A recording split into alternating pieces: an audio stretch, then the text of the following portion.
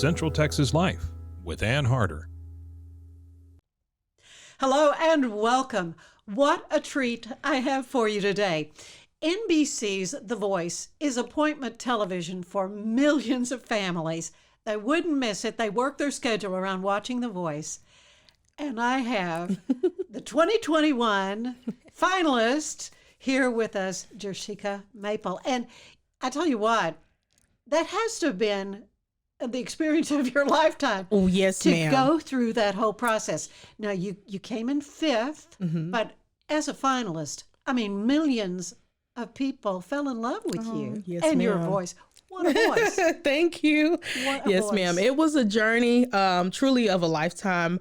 I really did not expect to go as far as I went, especially if people who kept up with the show, I went in the audition week was like my last week going. So I was like, oh my God, the teams were filling up. There's no way I'm even going to get a chair turn. And for those who actually watched it, they didn't turn their chairs until the last part of my song. But then two of them. Yeah. And then it was two of them, Kelly and John Legend. And then I went with Kelly Clarkson and Okay, so why did you pick Kelly? So I had a very strategic mindset of like, this is what I wanted to do. I wanted to stand out as an artist. Kelly Clarkson is phenomenal. I mean, she can do any genre and kill it in any genre. Yeah. So I felt that I can learn a lot from her in that. And also I didn't want to go on John Legend's team just to be seen as a singer, as a soulful singer. I wanted to challenge myself and to say, you know, I can do pop music and I want to do country music and I want to do all of these other things. I didn't want to put myself in a box. Mm-hmm. So I felt like if I went to John's team right off the back, I would have been doing just soulful music and R&B, and that's not what I wanted to do. I wanted to let them know that I can sing anything they give me. So Kelly Clarkson gave me that opportunity, and I actually sung pop for the battles, which was something that I wanted to do. There's so many nuances to the game. Yes. I guess it is a game. It's a competition. It is. And you say you were strategic. I was. You have to go in. Yes, you have to go in with the mindset of like, they're playing a game, but I'm playing a game. Yeah, for not to be eliminated. Right. I mean, that's that. You have to have that mindset. And you were really, I know at one point you were like, this is too soon for me to be kicked off this show. I was, yes. And that was actually right when Kelly was giving me up after the battles. I had sung a pop song with a dear friend of mine, Jeremy Rosado. We sang Hold On by Justin Bieber. Thank you. It was so fun, but it was definitely nerve-wracking when they chose him as the winner. And I'm just sitting there like, okay, it's my time to go home. This was a run already. I was excited. And then before I know it, both Ariana Grande and John Legend hits their button. And I'm just like in such joy and awe, can't believe it, shocked. And then they leave it in my hands after they give their spiel on why they want me to choose my new coach. And I was like, I don't know who to pick. I don't know. And I'm stressed out. And you have to decide at that second? I have to decide at that second. Yes, ma'am. But for the viewers, when the show aired, they actually left them as a cliffhanger. So they had to come back the next day to see who I chose, but I chose John Legend, and he took me all the way to the finale. Yeah, and you consider him a friend. I do today. Yes, I mean, you have his number. I have him on Instagram. He's a friend of mine. He always likes my pictures on Twitter and whatnot and Instagram. And if I ever do need to get in contact with him, I can easily do that.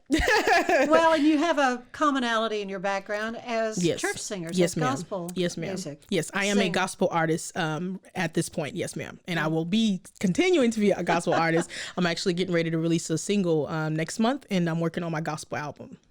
That's wonderful. And you're writing yourself? Yes, ma'am. I write. Yes, ma'am. But back to the show. Yes. Back to the show.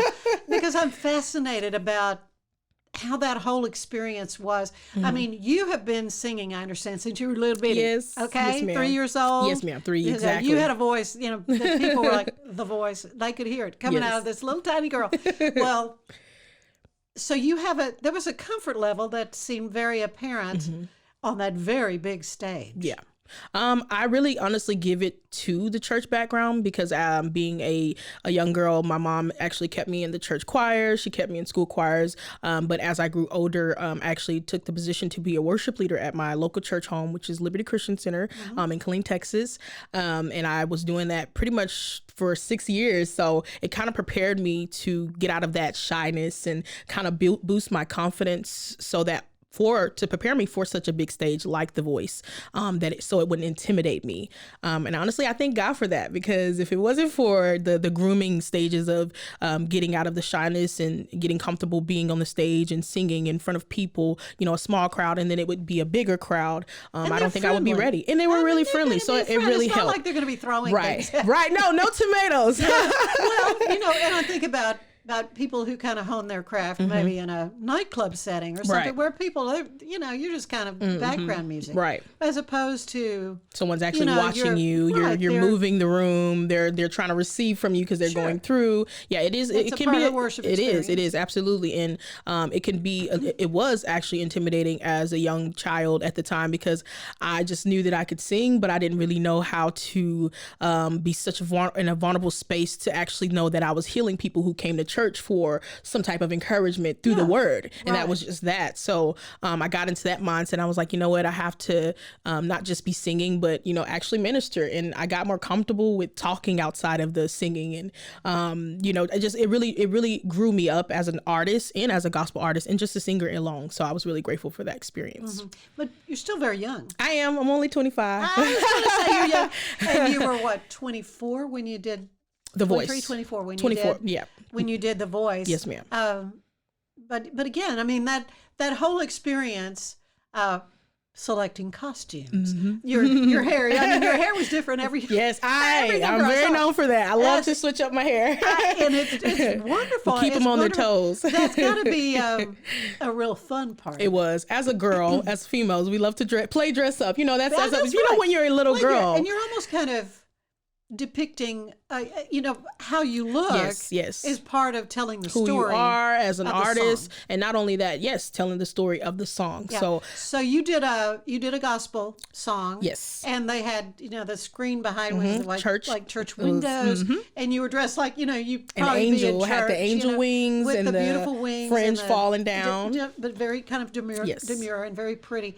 I mean, and I could hear voices in the background. So did they have a choir backing you up? They How do. Did that work? They actually have a background singers in the choirs. They do have choirs. They record and take their takes and whatnot, but they sing live with us. So that was really fun. Well, I wouldn't, because they're Hear professional. them, but I didn't see them. Yeah, they're always in the back. But then on some of the takes, the clips of the shows, you can actually see the background behind me and whatnot. But for that one in particular, they were on the side of the stage. Yeah. Well, there are so many great videos that are available on YouTube, and we're going to have some links on this podcast information as well. So did you have a favorite? I did actually.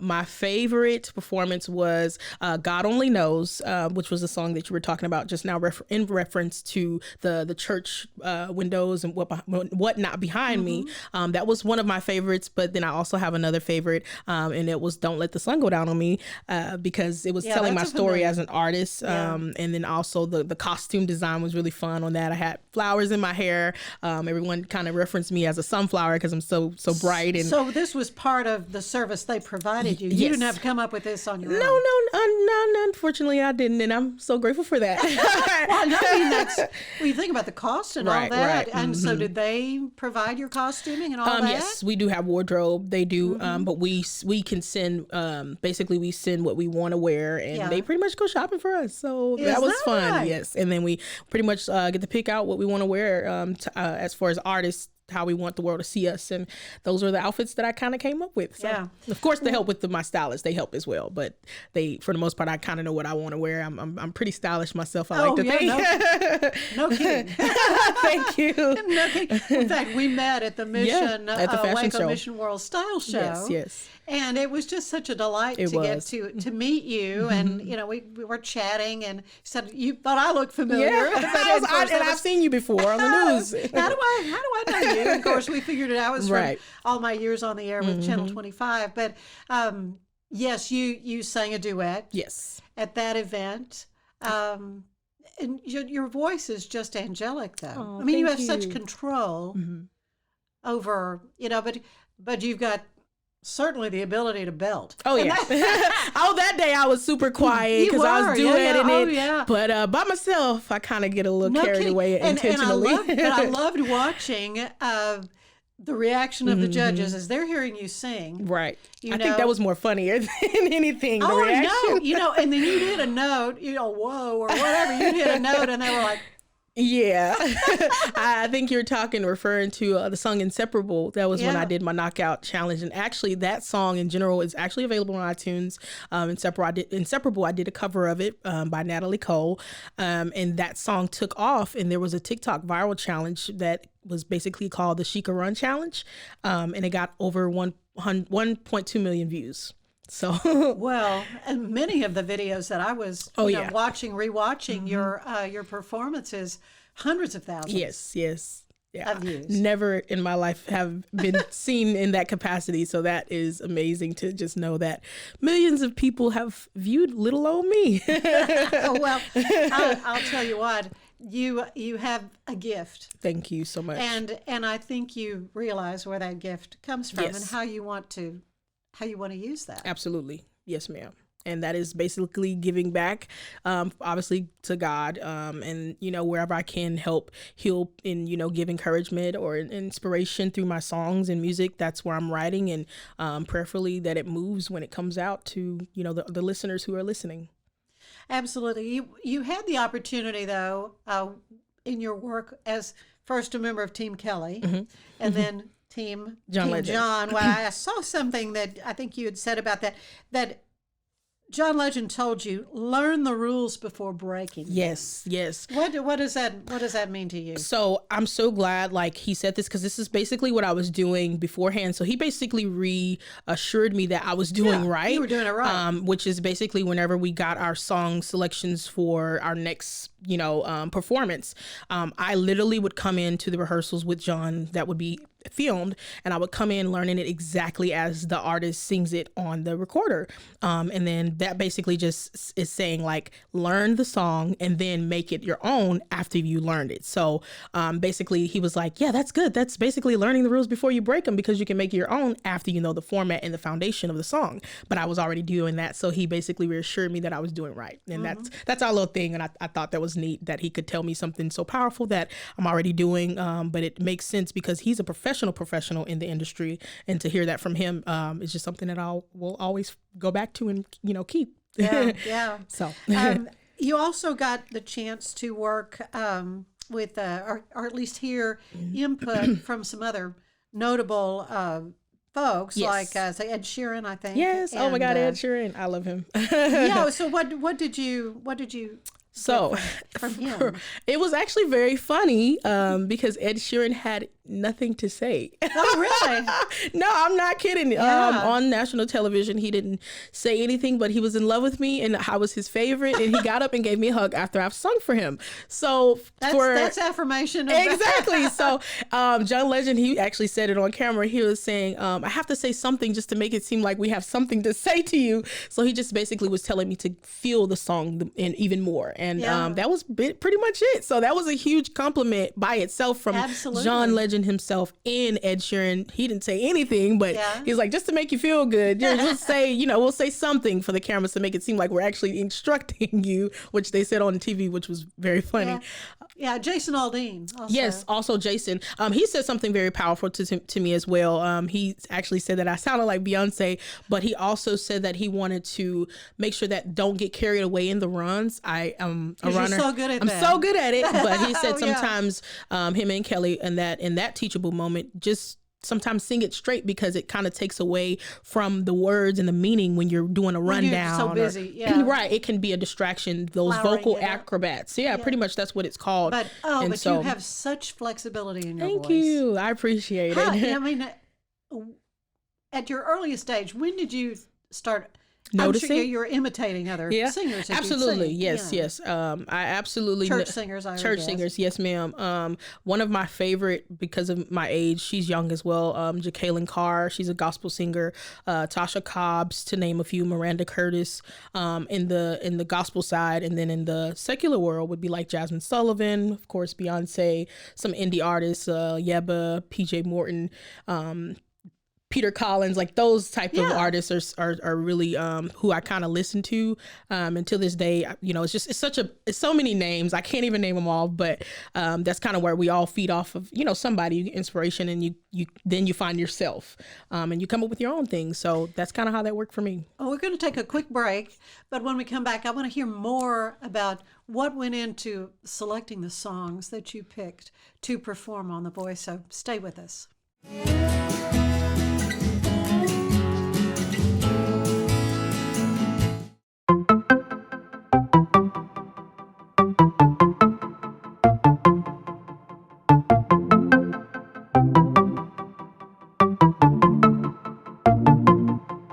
Welcome to One Star Rewind, a new podcast about those dreaded one-star reviews that every business owner hates to receive, but yet every customer loves to read. During this podcast, we will peel back that one-star review to better understand how it happened, when it happened, and what the business owner is doing after receiving that one-star review. This podcast will be about love, hate, and laughter. On One Star Rewind, we will meet with real business owners who will tell their stories and how they do rely on reviews for their business. Follow us on Facebook, Instagram, or download us at roguemedianetwork.com. Please subscribe, but only rate and review for not a one-star review. Join us each time for a new review and a new story.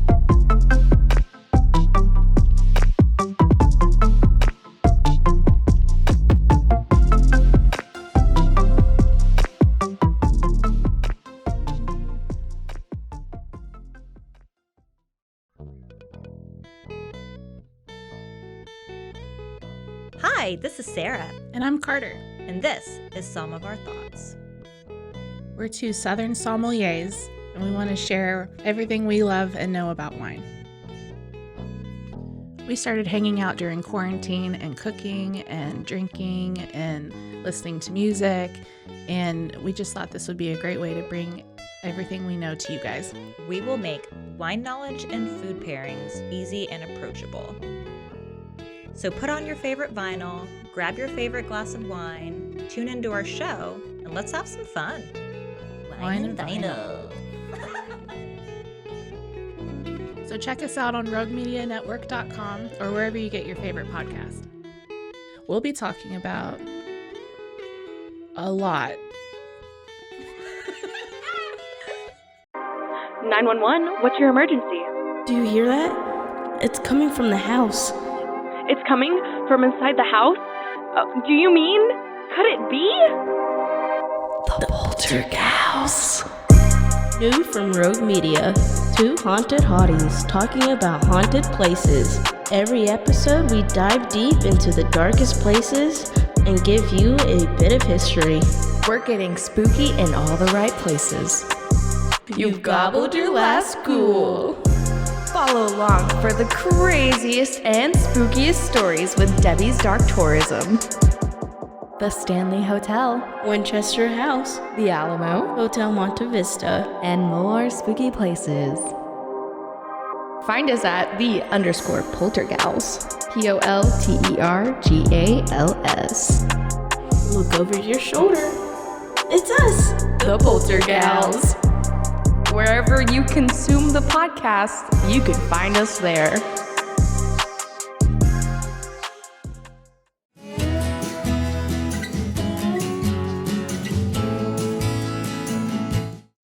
And we are back with Jershika Maple, who was the 5th place finisher in the 2021 edition of The Voice on NBC. Huge stage for you to Yes. perform on. Millions of people. You know, you could say, like Sally Field, they love me. They really, really love me, because so many people voted for Yes, you. yes. Yeah, as a fan favorite. That's got to really make you That feel good. Was the first time I got the fan favorite was like such an incredible feeling, because I was like, man, this is the first, this is the first live show. The live shows are only when the fans can vote for you. So I had sang the song begging, and I was like, oh my God, this is the first time. I don't know how this works. If I can just get popular vote, or if I can get even the coach selection, I would be grateful. But thankfully I got the popular vote number 1, and I was called second actually out of all of those people up there that were standing, and I was just so grateful because I was like, it kind of reassured me that my performance was good the night before, and that I meant to be here, and that was everything to me. So how many days did this whole thing take? As far as like from start to finish. Start to finish? Okay. Yeah. So really the process took over a year. I actually started Really? auditioning. Yeah. So with auditions, they were opening between like October, November the year before. So I auditioned, then I submitted my video, all of my paperwork, and it really takes like forever for them to like say yes to you because you have multiple interviews and multiple Zooms, and if you're or you're a fit, then they'll go ahead and call you in March, and they'll basically tell you to get ready, and you'll fly out in like May. To go and audition and do the live auditioning takes, which is around June, and then everything airs in September. So then it would be like a whole. I knew there was a big delay. It's a whole gap, but you also are filming through the summertime. So while all of this is getting ready, we're basically filming from June to August, late August, and then So September. you just stay there. Yeah, depending on if obviously you make it. Of course, as soon as you don't make it, you're eliminated, you go home. Right. But that wasn't the case for me.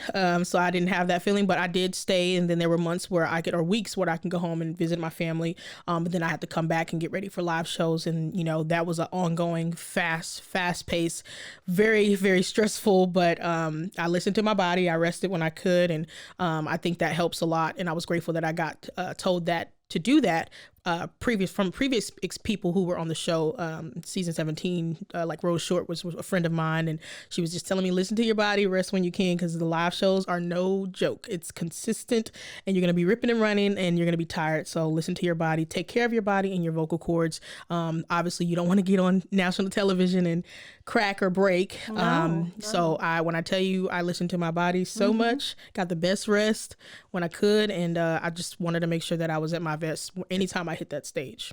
Yeah, great advice. What is there any trick that you use as a singer that you always do? I have a couple. Because, for example, I learned from a friend of mine who's a Nashville performer that when they would be in the studio, Amy Grant would say, "Chip up." Oh, okay. The Lay's chips, or is that They what you're would referring to? eat 'Cause potato I already chips. knew. Okay, They would I was eat gonna. potato chips. So that was actually one of the things I was gonna say. Lay's potato chips. I kind of found out that through a friend, and that basically eats away the phlegm in your throat. Yeah. Another thing for me that works is obviously water. Simple. Right. I drink gallons of water. I'll drink a gallon a day before I have a performance. I'll be drinking the gallons leading up to the weeks before the performance. But I'm really big on that. Another thing is steaming, using a humidifier, Right. which is really a lifesaver for singers. And ever since I've found out about it, I've been doing it every do you time. put like a menthol drops in it, or is no, it just just steam? water, just steam Just water. steam. I don't do any peppermint or anything. Right. I'll typically put that in like my tea, the peppermint drops, and any other drops that I want. But tea, steaming, the Lay's potato chips, and the most importantly is warming up. I never used to do that. And really? Yes, ma'am. I never used to do that. I'm gonna be honest. And when I went on the show, we have a vocal coach who is hired by the show. She was so sweet. I love her. Still in touch with her to this day. She's the sweetest vocal coach, but she really stressed how important it was to warm up. Yeah. Well, it's a muscle. It is. It really is. And so basically from the show, that's something that I really took with me, and I do that every time I go anywhere. Okay. Before I sing worship. How do you warm up? Well, I did a little bit of it. I Show was me. the some easy stuff is just like doing lip trills, is like like la la la la la la la la, the little runs up and down the scale. Listen, now you're singing right in the mask part of your face. I can hear that. But when you're performing, do you ever, get more in your No, never throat? here. You keep it right up here? If it's a head voice, it's here, or the chest, or it's coming off from my diaphragm. Right. Never here, because then you'll strain yourself. Yeah, So it'll hurt it. never your throat. Then you'll be leaving with no voice. And I've done that before because I wasn't really aware of how to sing until I took some lessons of myself, and then she kind of also advanced some of that. But I still use her vocal lessons till this day when I'm warming up, because I find that it really helps relax my muscles. It keeps me at my best, and I feel like it allows my voice to open up to hit those higher and those lower range. So without warming up, it's going to be crucial, but I have to warm up before any performance now. So that's vital. what What is your range? What voice part? Oh, well, I could sing. I feel like just about anything except of bass. I can do tenor. I'm very comfortable with tenor, alto, soprano one. I don't like to sing high particularly, but I can get up there. You can get way up there. But I like to stay comfortable, which is like alto, tenor. Yes, ma'am. Well, of course, gospel music is kind of your foundation. Yes, ma'am. Do you do any jazz singing? I do. Singing, I do. I all that love kind of jazz music. It's something that I'm actually studying now, trying to incorporate jazz and any type of sound. You know, the gospel sounds. There's jazz music in that. You know, and any other things that I've done. Like the Inseparable record was more of a jazz style, and I tried to incorporate a little bit of my jazz tones and undertones in that as well.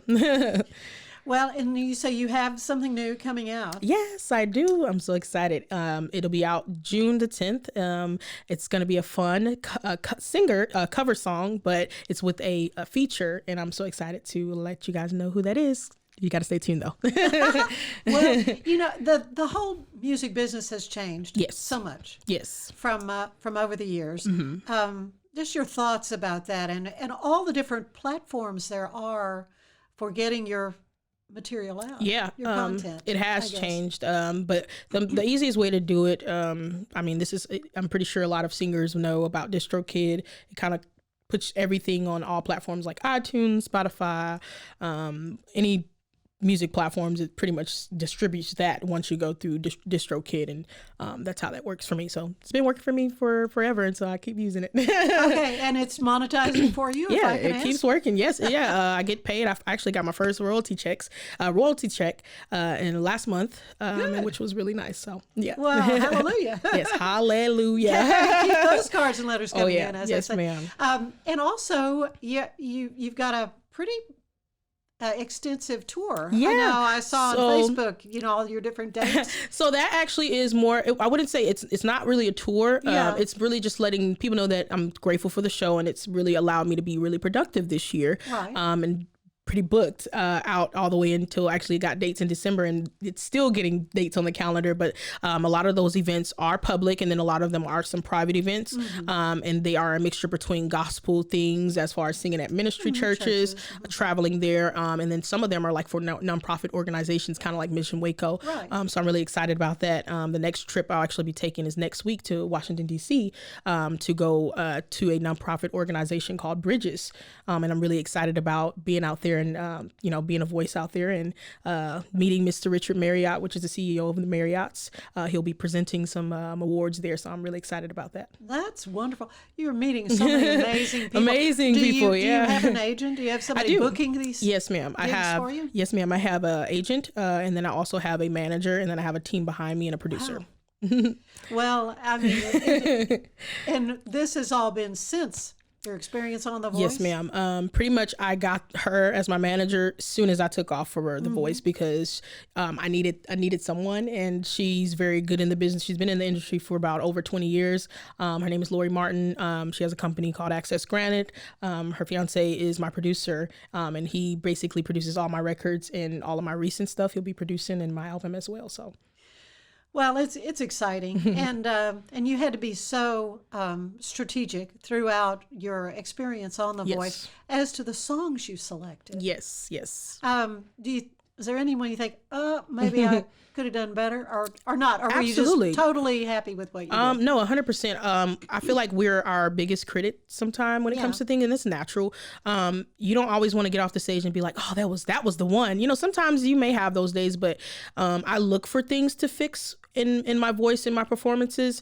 I'm big on constructive criticism. If someone comes and tells me out of love, hey, you could have done this a little better, I'm like, okay, you're right, absolutely. And I feel like that helps you grow instead of staying like, oh, I'm just good, I know That's I'm right. the stuff. It keeps you kind of humble, and you got to remain teachable in every way possible. I was going to say teachable. You mentioned you used that word earlier. Absolutely. And that's crucial for anybody that wants to get better. Absolutely. And I'm you're really just hungry the for best. that. No, you're so sweet. No, I don't. I'm humbled and thankful. But I just want to get better. I want to be at my best, and I really want to make it. I do.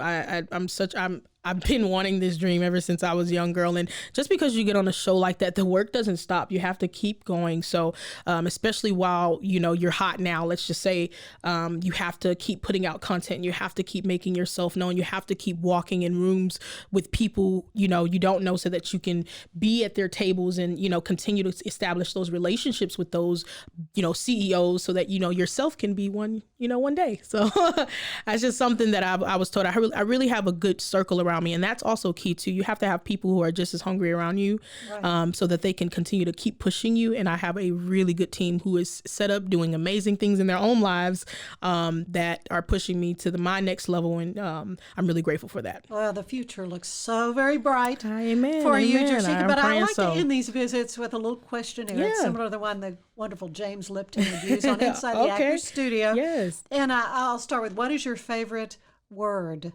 Wow. Oh, this is fun. This is why you know me. My favorite word, stay positive. Like, no matter how hard life gets, especially with all this stuff that's going on in the world, life is too short to be angry. Life is too short to not do what you want to do in life. So if you have something you want to do, put it to your mind, go do it and be positive about it. Even if you get bad things that happen or you run into roadblocks, don't let that stop you. Get back up and stay positive, have that resiliency and bounce back. So I would say stay positive. That would be the word for the day for me. What about a least favorite word? Hate. Yeah. I hate that word. Mm-hmm. I know I'm using that, but I hate anything with hate. It's evil. Again, we see all of this hate and evil in the world now.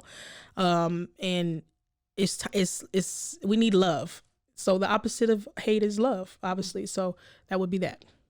What turns you on creatively, spiritually, or emotionally? Being by the water. Yeah. I love the water. That's where I write. That's where I can get creative. That's where I hear God. The water, the lakes, that's my peace. That's my zen, my calm. That's where I find myself most creative. What turns you off then? Creatively or spiritually or emotionally? Being at home. Really? Being stagnant. Oh, okay. Yeah. That means like if I'm not, I can't. Not that's moving. Depressing. Yeah. In the bed, obviously you're just laying there. We've all had our spells. I've went through depression and whatnot, and that's a place if I know that I'm getting there, I got to get up. Don't stay there. So if anybody is going through that and they're in the bed, get up, move around, do something, go for a walk. It's something so that you don't allow yourself to get back in that mindset of, oh, I can't make it and feeling defeated, because I've been there. So that's a good word. Yeah. That's a good word. Mm-hmm. What sound do you love the most? The rain. Oh yeah, that's relaxing. Yeah, we don't hear it. We don't hear it. We actually it rained today, but it was I could listen to that with the window up and lay in the bed. It's refreshing. I know. Then what's your least favorite sound? Anything loud and frightening. I would say that's just abrupt or shocking, startling. Yeah, anything like that. Central Texas Life with Ann Harder is part of the Rogue Media family. Be sure to check out our other shows at roguemedianetwork.com. Please rate this show 5 stars on iTunes, Spotify, YouTube, or anywhere you get your podcasts. Join us again soon for more Central Texas Life with Ann Harder.